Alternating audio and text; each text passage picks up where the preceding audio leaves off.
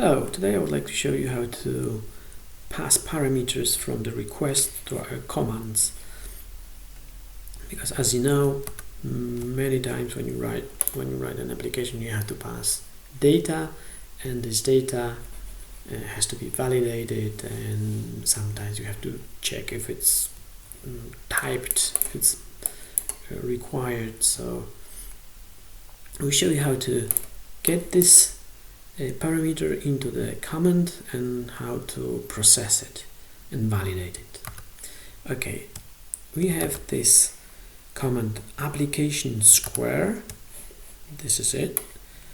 It's placed in the folder front-end command application and in the method square action. And if we need a parameter, we have to define it in a front-end param folder. We make new class. This is a name of our parameter. It's actually name. Okay, name,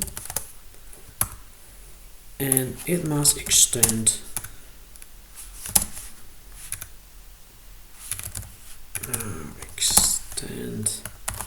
param. It's a workshop web connection HTTP URL param, and that's it. We don't need anything else. We'll be back here in a moment. Okay, so now we have a defined parameter name. And what do we do here? It's name. Just make a param of this function, and this is example app frontend param. Okay, let's make it like this, so we can see that this is a param name, and here we have an object that we can get its value.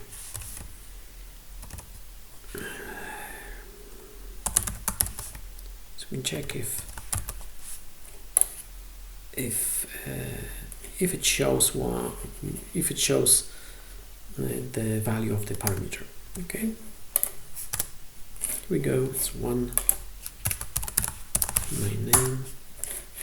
Okay, my name. Notice that when I remove this parameter, my application will throw an exception and say that required parameter name does not exist in the request. This is one way of validating that the parameter is passed with the request. If it's this parameter is obligatory, you can do something like this, null, and say that this parameter can be null. Here we go. No problem with that.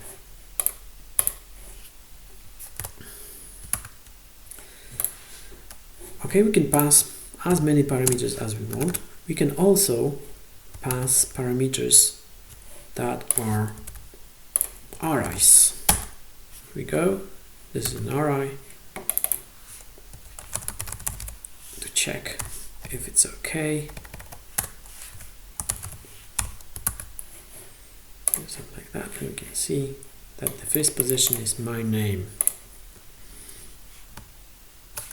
Okay, we can do something like that, or we can do have a different key. Here we go, and it works. Remember that you can pass parameters with the get method or post method, or even you can pass parameters as JSON.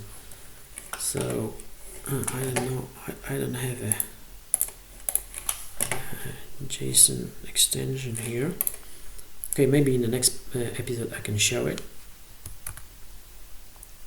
What next? Okay, this is one way of validating the parameter, but also I would like to check if the parameter is a numeric value. So where I do this, I could do something like this.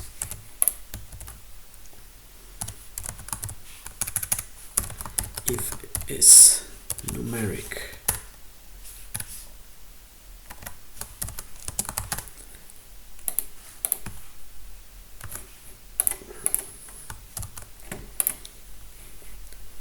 if value is not numeric, I could throw an exception here, but this is not the best way to do it. Because everything is an object in the framework, even parameters, so we can do it in a parameter. So whenever we use parameter name, it will validate itself based on the validation rules we typed in here. First of all, we have to implement a constraint on this parameter that will require to fill the method validate, and this time we return is numeric this value, get value. Okay, so this method can throw exceptions, but it can also return true or false. Maybe it's better to throw an exception, and because then we can display an error message. Okay, maybe without throwing exception, I will show you. So right now, because my name is not numeric, it says parameter name has not passed its constraint rules, but it doesn't say what's the matter with this parameter, what's wrong. So maybe it's better if I do something like this. If it's not numeric, throw an exception. Okay.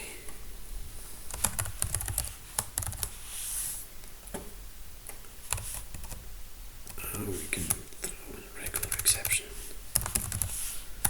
Okay. And say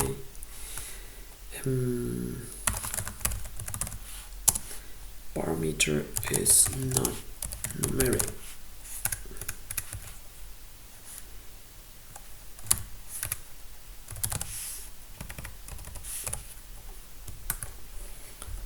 Okay, and this time we have the error message that is defined by us.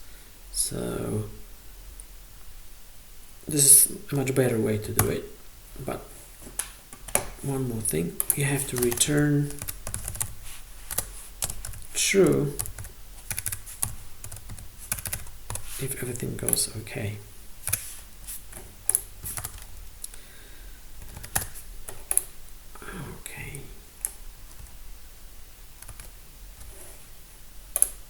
Okay, and now if I make it numeric, we can see everything went through the validation, and we've ended up here. Okay, so validation is made inside the parameter. Also, parameters can be cast to other values. So if this is a numeric parameter, I would like this value to be not string but int. So say strict type, and now you have to cast this value. Return int this get value.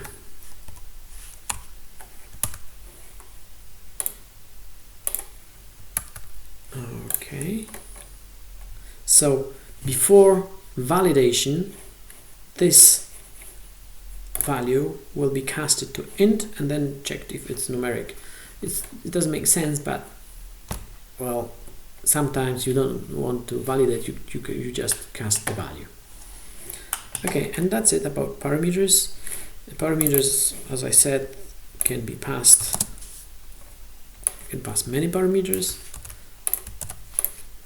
like this.